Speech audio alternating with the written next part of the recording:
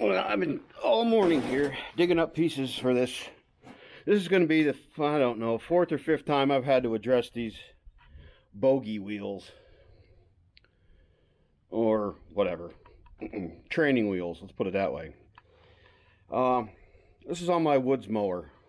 This really isn't an edger mower, but I use it that way because the closer I can get, the closer I can get. But there's all kinds of obstacles here. I don't have a golf course that I'm mowing with this.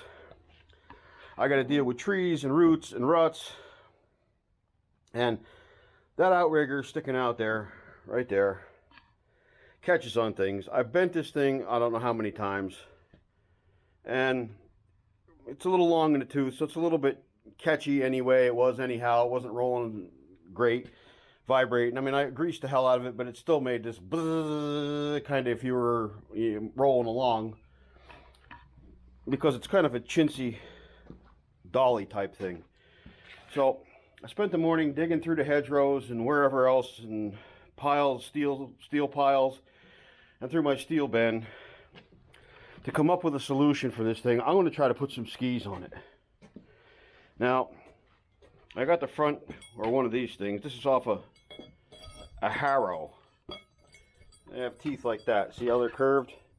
There's a whole bunch of them. You drag it behind a tractor, and it, after you've plowed, and it evens out the furrows. But I have extra ones, so this is going to work as a spring for me. I thought about using a leaf spring, but I don't have any leaf springs anymore. I had a scrap man come and clean everything out of here 2 years ago, or maybe it's 3 years ago now. But back to this. All right. I'm going to use something on this order right here, that curve, and that's going to be cut, and then there's going to be a straight angle, something on this order. I'm going to weld to that to go back here, and then I got to figure out what I'm going to do in the back side of it. I probably don't have to put quite the sweep on it like I have in the front because it's constantly going to be going forward. I will be going backwards some with this, but not very much. So that's what I'm going to do. I have an idea what I'm going to use. This is these chunks right here. This is old bed frame, and that is too. And I have up there, you can see it in the distance, I put some outriggers on that. I'll show you when I get up there. I'm going to drag that down here, cut them off, and use the angle iron is 3 feet, like this piece right here. From this to the other one would be 3 feet long. Now that I got this here,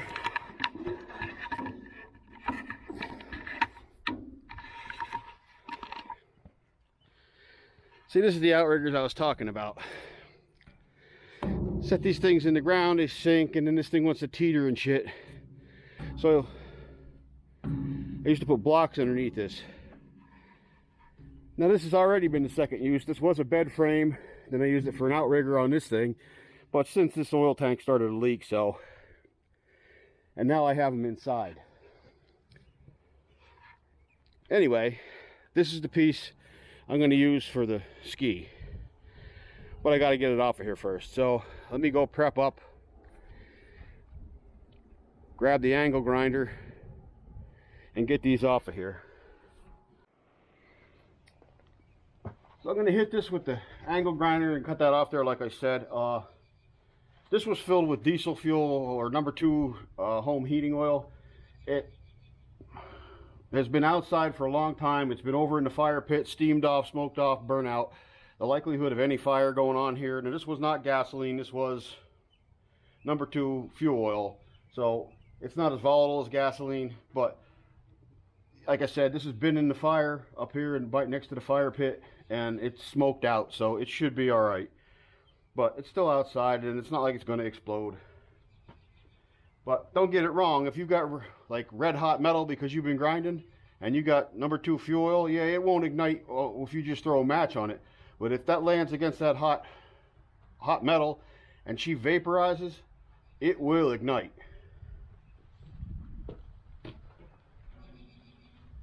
Trying to catch this in the face.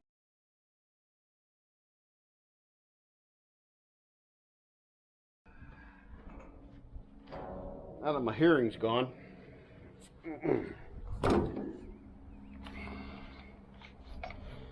Well, I guess there ain't nobody to hear anyway. Okay. Now on the setup tip, down here, gonna have to see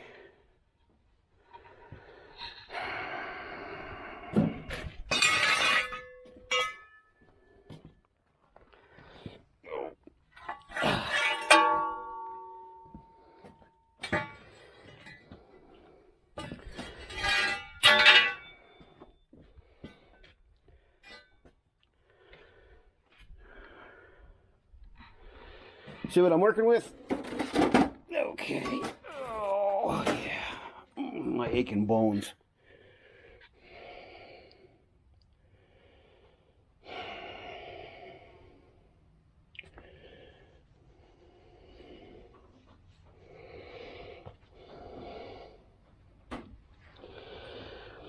I mean, for all intents and purposes, I could put this just a straight angle up, but that'd leave for gouging.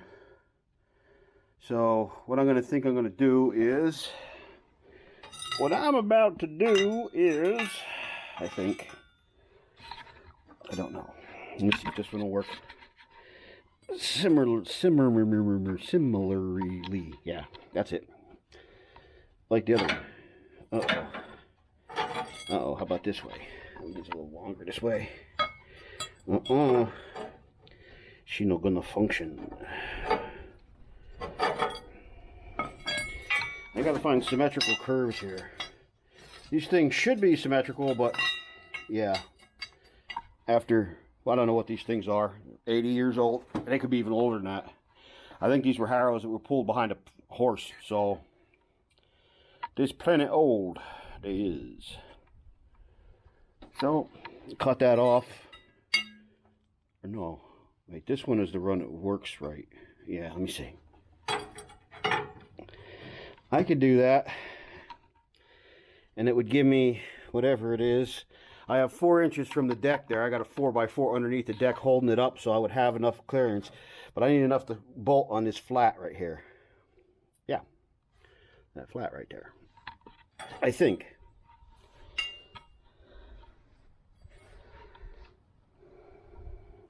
Because I want to have a curved front side to this. Yes, I do. So that way she acts like a ski. All right, let me shut you off. I'll bring you back here. I'm going to plot a little bit and see what I can come up with for how this is going to look. Yeah, okay. Well, I want to mark up a, I don't know, a prototype on this. So in order to do that, I got to remove these arms for, well, the casters first. So they got to come out, and that'll give me the way clear. And then I have to size these pieces up. I'm going to make some matching things and do some cuts. Bop, bop, bop. And get these down to manageable so I can put them in place and see how they look, and then mark them out to where they need to be welded. So now I got to find the pliers I just had.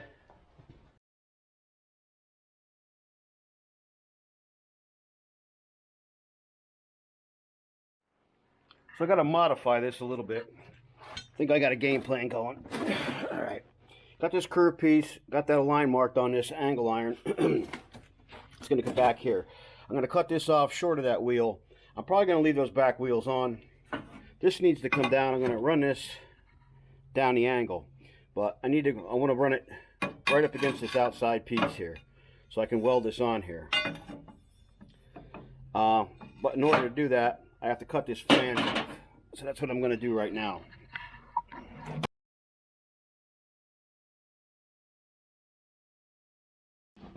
Okay. One more time. More horsepower. Yeah. Asshole. How about that? Now look at that. If they'd have made that goddamn arm that tough, that big, that heavy,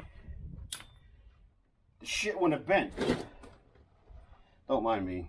I'm trying to release some frustration here.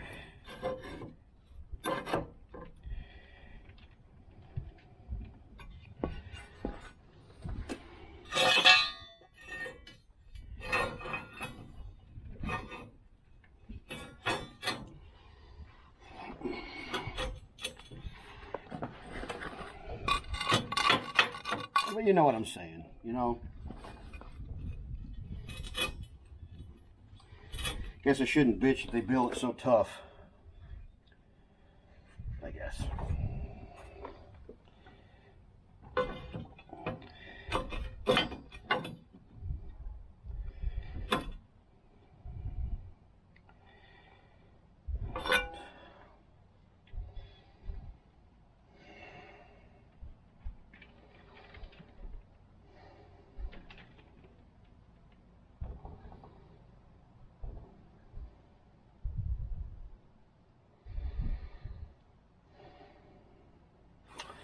All right, now to cut this in half, I got to find the angle on that too. Let me go get something to do that with, and I'll get you out there. I cut this in half and then cut the angles. Cut the angle on this, so because this is going to attach down here like this, and it needs to be swept. This piece right here. Bring it back. So I got the basic mock-up. See how we got here to here, there, that's there, and out on the other side, I got them all marked. Now I'm going to have to cart everything across the street because I'm going to want to weld this with the stick welder. I don't have the stick welder here. It's at my mother's place. I have a MIG here, but I don't think that's going to be, I don't even want to piss with it. I'm going to drag that thing out and try to struggle with it. I'll just pack all this stuff up, move it over there, and I'll bring you back once I get it all over there. Okay, so I'm going to sand this off here and clean it up so I can get some weld to stick.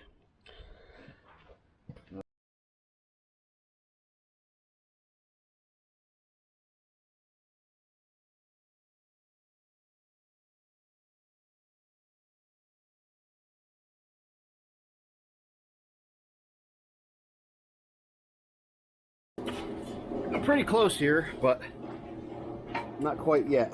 I'm going to have to start this up. See how she's skewed out here? Start it up, put that long pair of vice grips in here, squeeze that together from the bottom, and weld her in place. And that should be that. And finish up a little bit here. Alright, let me set you back because I'm going to have to start this up. Probably don't want to ride the tractor, it'll be vibrating. I'll bring you.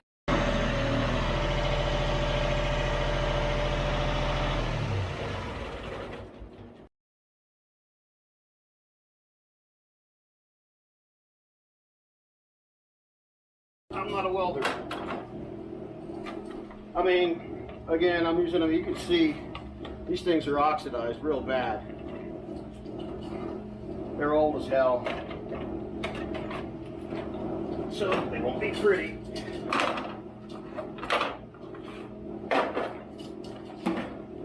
My fault for being cheap. Couldn't read what that said without my glasses. Only 10% of the battery left. That's all right.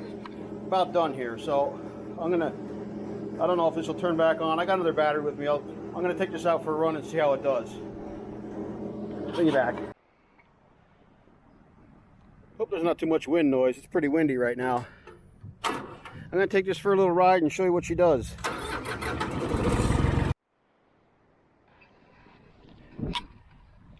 Well, I don't know what happened there, but I had that running. It automatically shut off or something. Anyway, this it cuts fine. It's doing okay. It bunches up a little bit here in the front, but as that wears down, it gets shinier. It'll let that grass slide by a little bit. This one's not doing so much.